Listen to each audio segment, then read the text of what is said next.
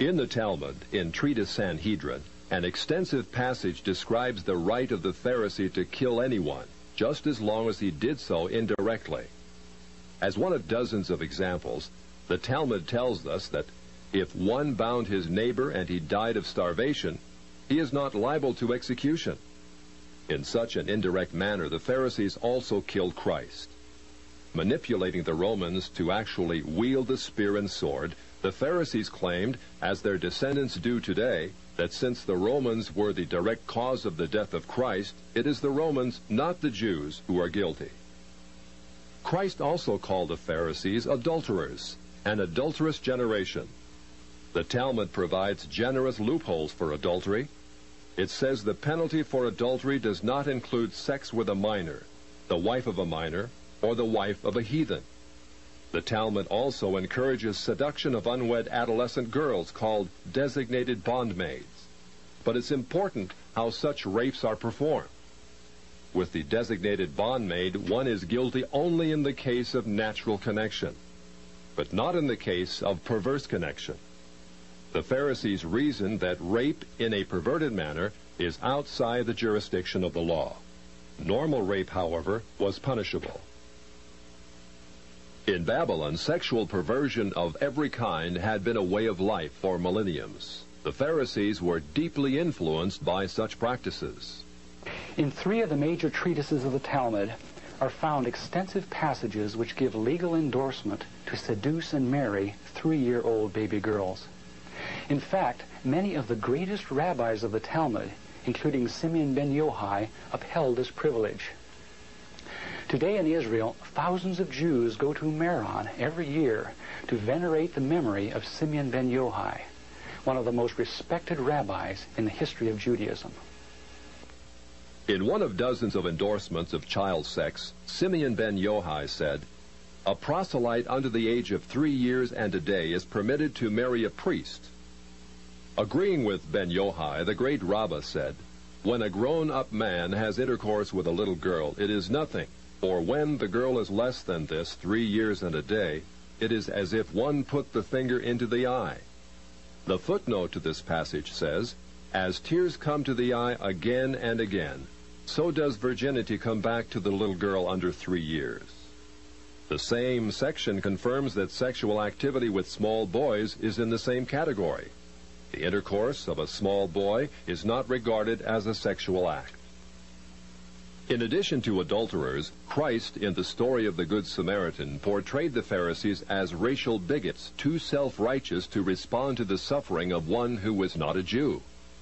It is true, because of the wickedness of the Canaanites, which included sodomy and infant sacrifice, Israel had been commanded by God to be harsh in her treatment of the inhabitants of the land. God made it clear that the Canaanites were not simply to be avoided, but destroyed. By the time of the New Testament, this method of preserving God's kingdom by separation and the sword had become obsolete. God no longer made a racial difference between men.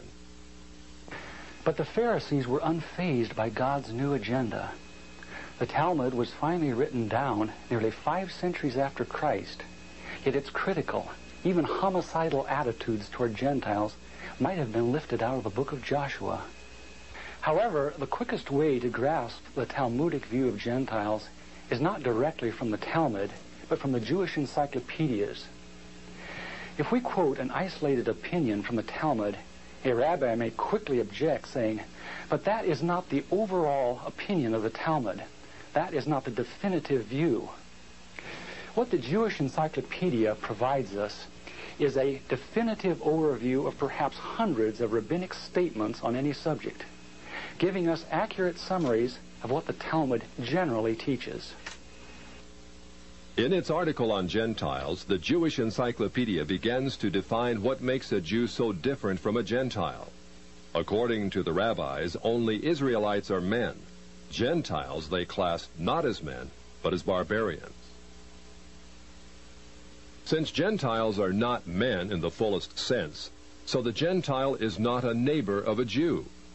Further, since Gentile laws were too crude to admit of reciprocity, meaning too crude to be taken seriously, the Gentile was forever beneath the Jew. Gentiles were outlawed by God from the beginning, and thus had no property rights. The Almighty offered the Torah to the Gentile nations also, but since they refused to accept it, he withdrew his shining legal protection from them and transferred their property rights to Israel, who observed his law. Since the Talmud outlawed the child, or issue of a Gentile, as that of a beast, a Gentile had as little legal rights in a Jewish court as did an animal. The Talmud states that if a Gentile sue an Israelite, the verdict is for the defendant, the Israelite. Conversely, if the Israelite is the plaintiff, he obtains full damages. Because the Talmud conspires against Gentiles, if a Jew was ever caught telling a Gentile what the Talmud really says, such a person deserves death.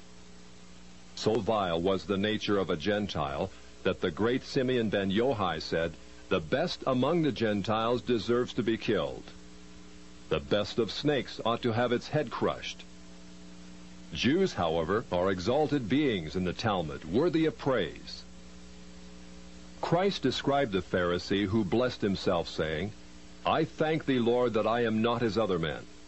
An eminent Talmudic rabbi says the same. "Blessed be thou, who hast not made me a Goy, or Gentile."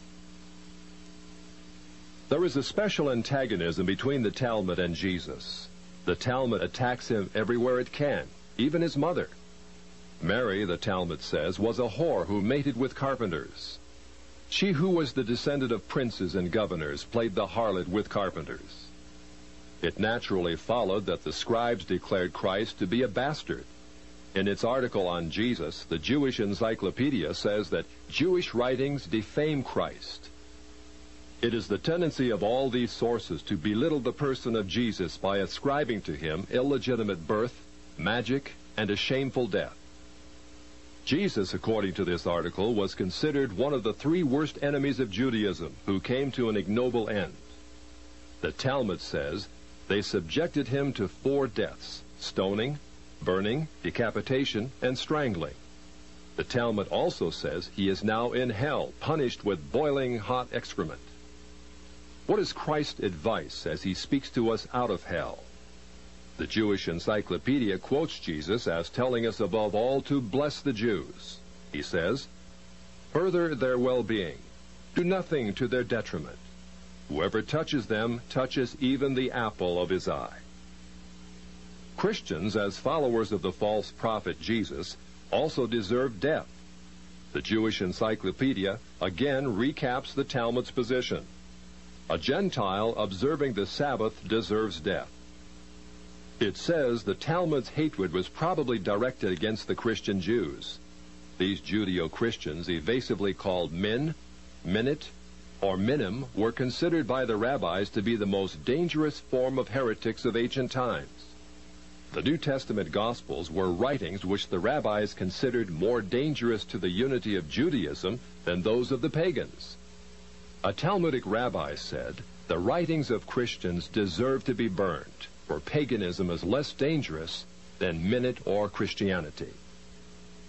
The Jewish Encyclopedia, in its article on men, continues to illustrate the Talmudic hatred of Christianity.